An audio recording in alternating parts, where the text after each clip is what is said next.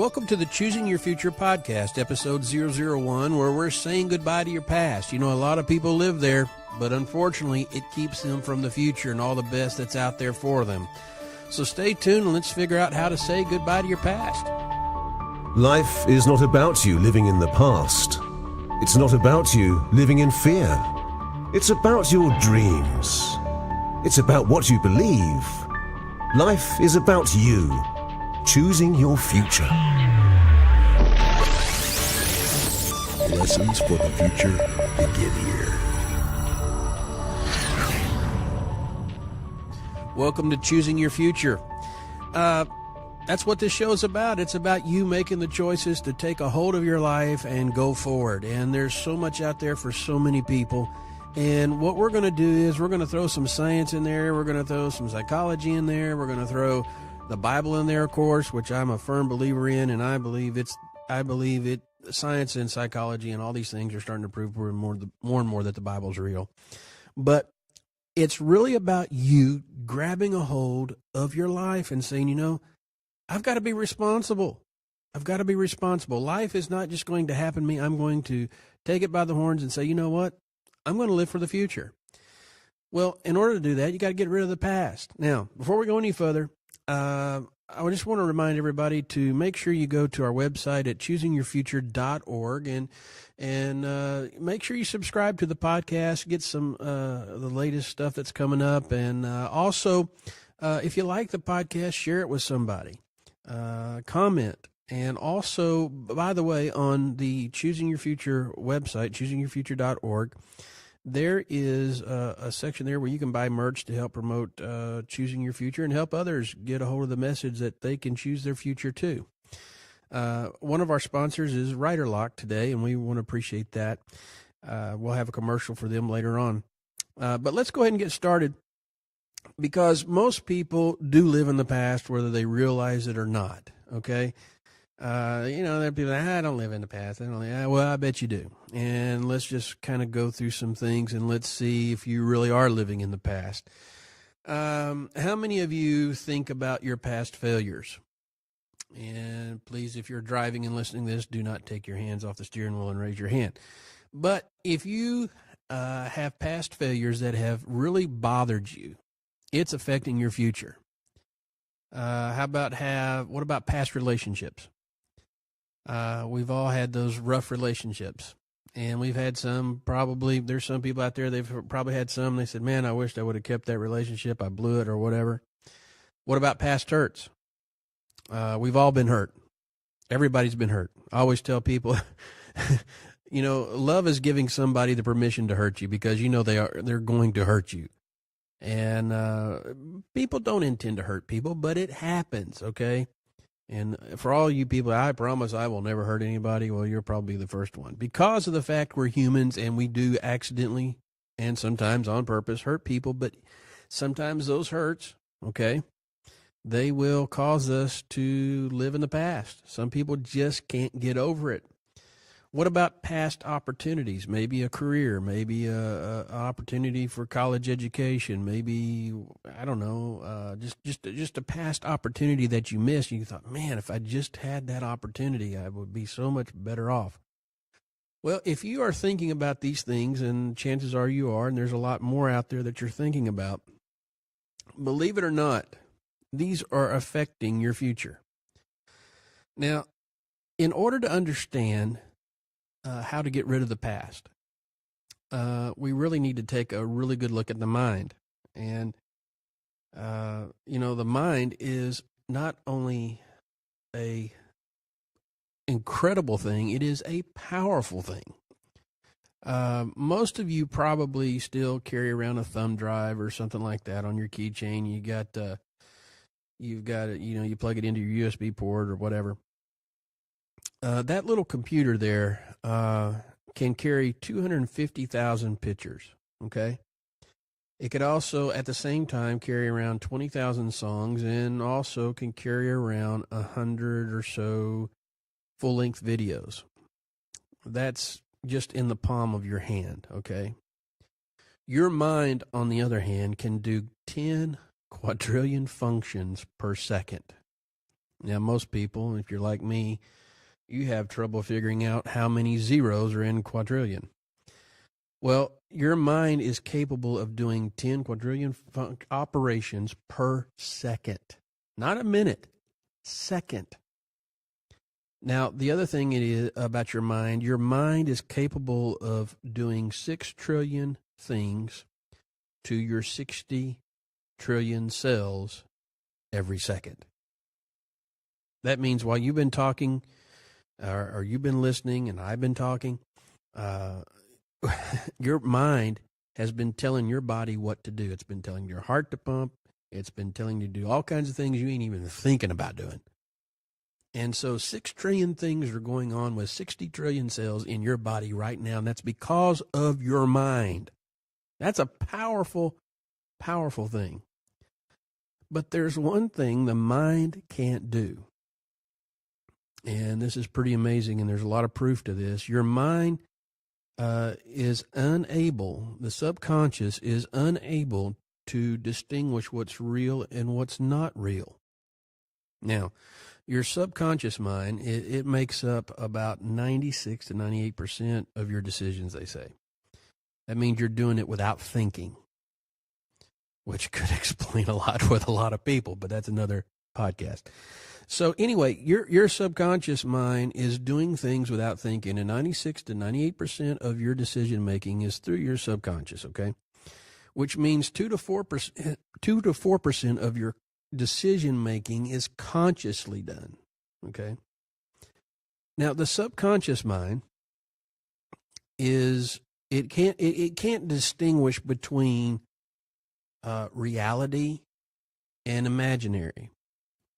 Now, the problem is the subconscious mind is also causing an effect on your body and your emotions and your spirit either way, meaning that your subconscious thoughts are triggering reactions in the emotion and the physical and also can be spiritual.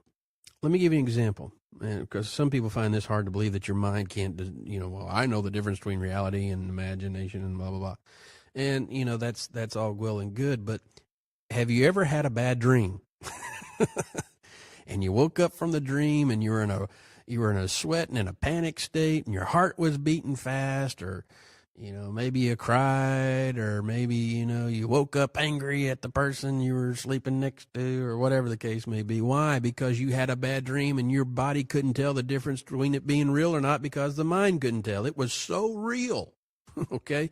It was so real that you went, I'm going to kill him. I'm going to kill him when I wake up. Maybe you dreamed they cheated on you or something like that, and you woke up and you slapped them upside the head. What were you doing in my dream? I'm never waking up like, what? It was so real. It was so real that it caused an emotional reaction. It caused a physical reaction, or maybe you were, chased by the boogeyman, and it's probably, if you're like me, probably most exercise we've ever had running in our dreams because of the fact, we were chased by something. But, it's triggering the heart to pump faster. Why? Because the mind couldn't tell the difference between reality and imaginary. And so what happens is that when this begins to happen, you begin to feel differently physically, and you begin to feel different emotionally, and that's the way it is when you start thinking about your past. It has the potential and the ability, okay? Potential and ability to literally affect you emotionally, physically, spiritually. And these will cause you to literally affect how you make your future decisions, how you affect future relationships. What's amazing about the mind, it can recall things of our past, okay? And that's what happens. It recalls the things of our past. I'll give you an example. You may have bitterness towards somebody. You may be angry towards somebody. You hadn't seen them in years, and all of a sudden you see them, and next thing you know, you've got all these emotions and these feelings and these thoughts going through your head, and your body is beginning. Some people go into an anxiety or break out. Why? Because the mind is recalling something that has happened, And your mind is thinking this is happening all over again, and now it's affecting every fiber of you. Well, that's not a good place to live. You know, some of us, we may be struggling with future job opportunities because we are reminded of the failings of the past. Maybe you've tried entrepreneurship and you failed and you don't want to try again. All those feelings are coming up. Depression, anxiety, and you name it. Anybody can call what it is. But the problem is, you aren't designed to live in the past. You are designed to live in the future. Now, this is going to be a multi-part series, and we're just kind of laying some groundwork. But, you know, I hear people say that, those who live in the future, you know, they're just they're not living in the real world. Well, living in the past ain't living in the real world either. Matter of fact, the future is more real than the past is because of the fact the future still has possibilities, but the past is done gone. There are no more possibilities. It has done went. There's nothing you can do about it. It's gone. And so you're depriving yourself and you're denying yourself the right to go forward with life, okay? There's a couple of scriptures I want us to look at, and, you know, I'm a firm believer in the Bible, and it's Romans 12:2, and it says, "And be not conformed to this world, but be ye transformed." That word transform, in the Greek and even in the Latin is the concept of, it's a metamorphosis. It's a change. It's like a tadpole into a frog, okay?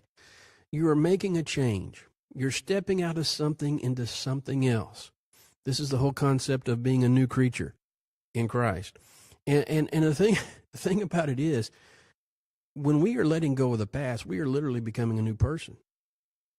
Old things are passed away. All things become new. Here's another scripture I really like, Proverbs 23:7. And it says, "For as he thinketh in his heart, so is he." Now listen to this. "Eat and drink, saith he to thee, but his heart is not with thee." Now, as a man thinks, that's what he is. Okay? Because what a man thinks is what he becomes. It's what he believes. Science has even proven this. You begin to take on the emotion of what you're thinking. You begin to take on the feelings of and your body begins to react to what you're feeling or to what you're thinking and imagining. Okay? So as a man thinketh, so is he. And so if you are a thinker of the past, you are a person of the past. But if you're a thinker of the future, you're a thinker of possibilities. You are a person of possibilities. All things are possible. Okay?